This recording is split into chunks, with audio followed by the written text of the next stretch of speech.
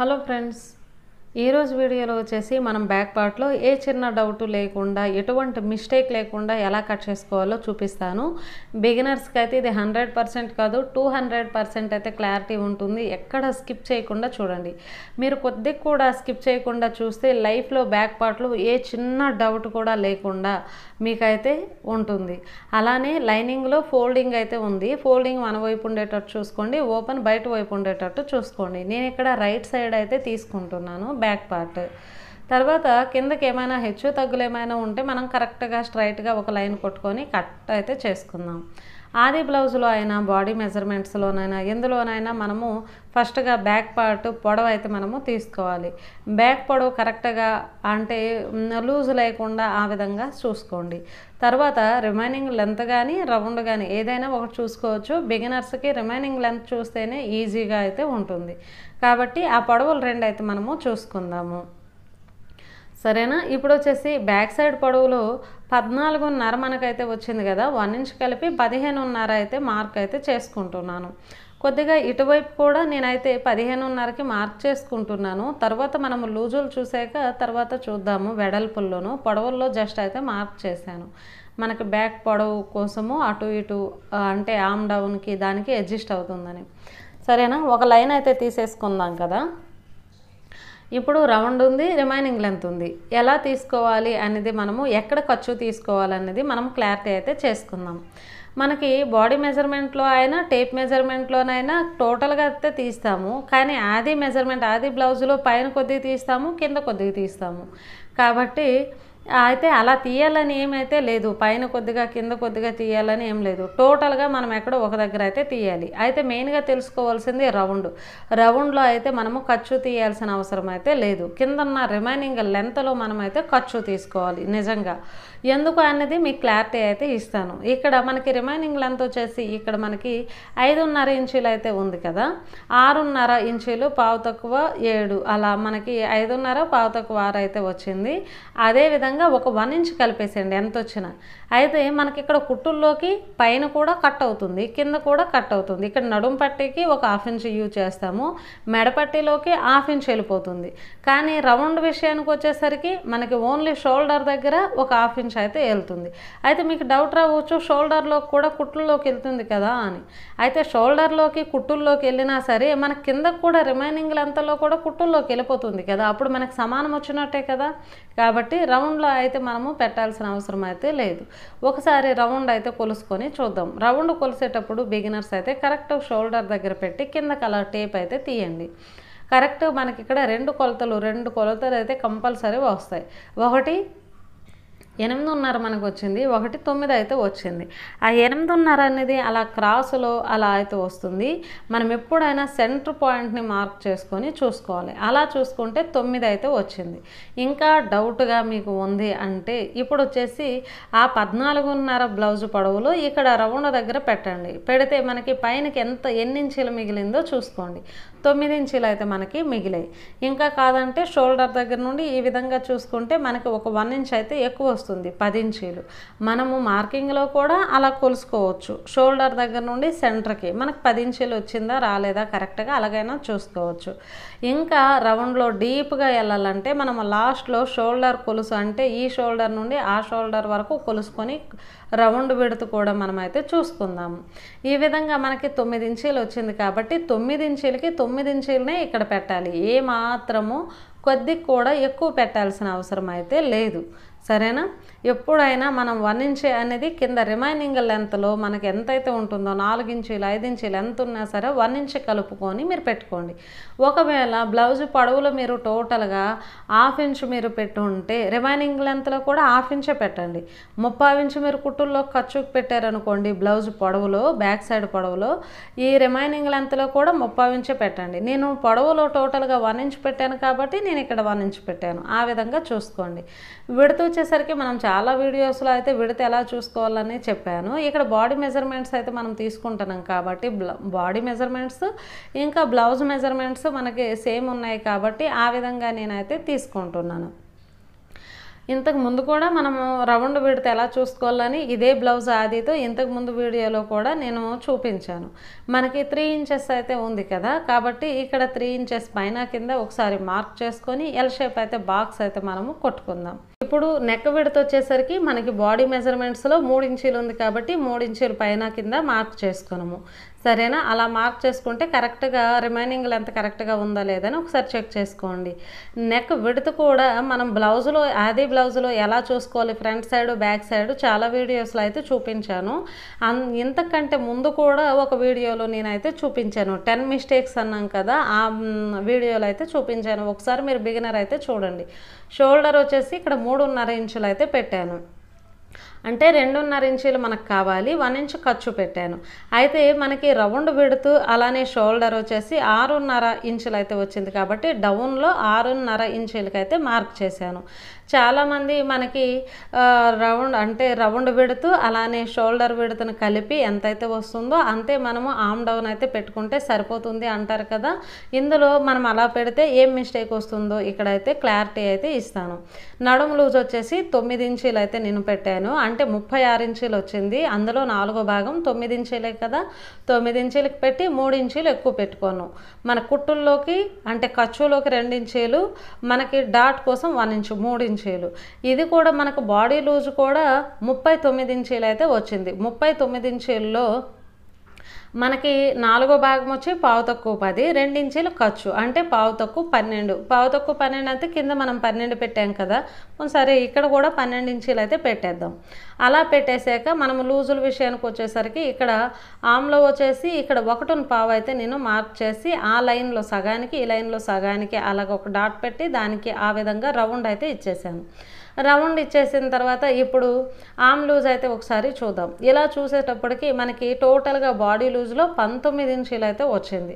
19 ఇంచీల్లో సగం వచ్చేసి 9.5 కాబట్టి కరెక్ట్గా 9.5కి అయితే మార్క్ చేసుకుందాం. 9.5 మార్క్ చేసుకుంటే మనకి ఆర్మ్ హోల్ లూజ్ వచ్చేసి 9.5 మార్క్ చేసుకుంటే ఖర్చుకు 2 ఇంచీలు మిగిలాలి కదా, కానీ ఇక్కడ మనకి ఒక 1 ఇంచ్ అలా అయితే మిగిలింది. 1 ఇంచ్కి ఇంకా తక్కువే మిగిలింది అనమాట.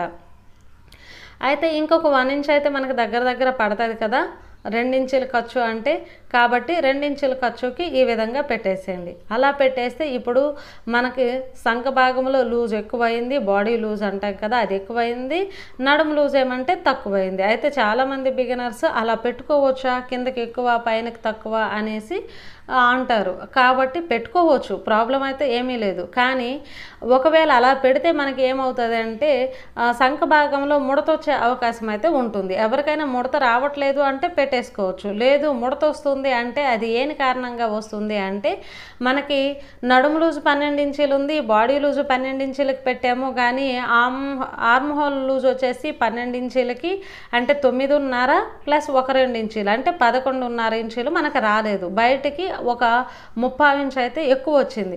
కాబట్టి ఆ 30 ఇంచ్ రాకుండా కరెక్ట్గా మన బాడీ లూజ్ సరిపోవాలి, ఆర్మ్ డౌన్ లూజు సరిపోవాలి. ఎలా సరిపోద్ది అంటే అప్పుడు మనము 6.5 పెట్టాం కదా, ఒక 1/2 ఇంచ్ పెంచేసి 7 ఇంచీలకి అయితే మార్క్ చేయండి. ఒక 1/2 ఇంచ్ సరిపోతుంది. ఫస్ట్ అయితే మనం చూద్దాం, ఒక 1/2 ఇంచ్ పెడదాం. పెట్టేసి ఎల్ షేప్ మళ్ళీ తీసుకుందాం. అలా తీసుకున్నాక మళ్ళీ వచ్చేసి ఇక్కడ రౌండ్లో కూడా మళ్ళీ 1.25 ఆ విధంగా యాజ్ ఇట్ ఈస్గా పెట్టేద్దాం. అలా పెట్టేసాక రౌండ్ కూడా మనము తీసేద్దాం. రౌండ్ తీసాక ఇప్పుడైతే ఒకసారి కొలుసుకుందాం. అలా కొలుసుకుంటే మనకి 9.5 ఇంచీలు అన్నాం కదా, 9.5 ఇంచీలకి మనం మార్క్ చేసుకుంటే చూడండి ఎక్కడికి వచ్చింది, అక్కడికైతే మనకి వచ్చింది. దానికి దీనికి దగ్గర 1/2 ఇంచ్ అయితే వచ్చింది. మీకు దగ్గరగా జూమ్ చేసి కూడా నేనైతే చూపిస్తాను దగ్గరగా కూడా. ఇప్పుడు కరెక్ట్గా మన నడుము లూజ్ అంటే మన బాడీ లూజు ప్లస్ ఇక్కడ ఆర్మ్ హోల్ లూజ్ కూడా కరెక్ట్గా మనకి 2 ఇంచ్ ఖర్చు అయితే వచ్చిందనమాట. చూసారా, 2 ఇంచీల ఖర్చు సరిపోయింది మనకి. అయితే దీన్ని బట్టి మీకు ఏం అర్థమైంది, మన బాడీ లూజు అలానే మన సంక భాగంలో లూజు కరెక్ట్గా రావాలంటే ఆర్మ్ డౌన్ వచ్చేసి మనం కరెక్ట్గా పెట్టాలి. ఒకవేళ మీకు ఎక్కువైందనుకో, మనం 6.5 పెట్టాం కదా, మీరు 6 పెట్టండి చిన్న సైజు అయితే. దించేసుకోండి. మనకి 2 లూజులు కరెక్ట్‌గా సెట్ అయ్యేటప్పుడే అది కరెక్ట్ మెజర్ అని మీరు అర్థం చేసుకోండి. ఒకటి ఎక్కువ, ఒకటి తక్కువ అయితే అస్సలు రాకూడదు. అలా వచ్చిందంటే మనం అక్కడ రాంగ్ చేసామని. ఇప్పుడు మనకి రౌండ్ కూడా కిందకి దిగింది కదా, పైన కంటే కిందకి చూడండి 2 రౌండ్లు అంత క్లాత్ మనకి ముడతగా వచ్చేస్తుంది. అది కూడా చూసుకోండి. ఇంకొకటి ఏంటంటే మనకి షోల్డర్ దగ్గర అక్కడ ఎంత వెడల్పు ఉందో కింద మన రౌండ్ దగ్గర కూడా అంతే వెడల్పు అయితే రావాలి. బిగినర్స్ లైన్ కొట్టేటప్పుడు ఆ లైన్ అటు ఇటు అయితే కొద్దిగా జరిగిపోతూ ఉంటుంది కదా, ఒక పావించు జరిగినా సరే అక్కడ ముడత వచ్చే అవకాశం అయితే కంపల్సరీ ఉంటుంది. ఒక పావించు క్లాత్ అయినా సరే మనకి ముడత అయితే వస్తుంది. అయితే ముడత రాకుండా 2 విధాలుగా అయితే మనం చూసుకోవాలి అని అయితే నేను చెప్పాను.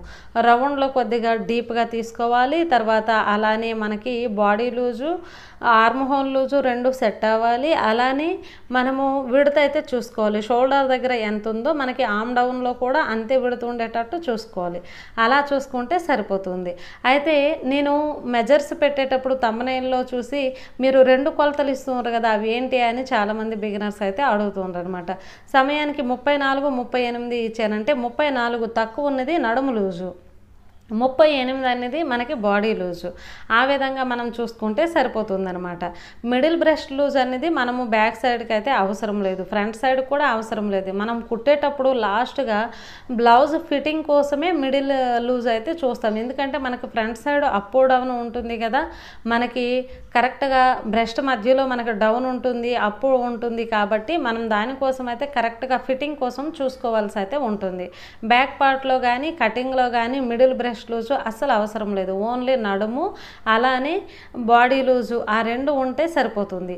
మనం బ్లౌజు స్టిచ్ అంతా కంప్లీట్ అయిపోయాక అప్పుడు నడుము లూజు, మిడిల్ బ్రెస్ట్ లూజ్ చూసుకుంటే సరిపోతుంది. అప్పర్ బ్రెస్ట్ లూజ్ అయితే అవసరం లేదు.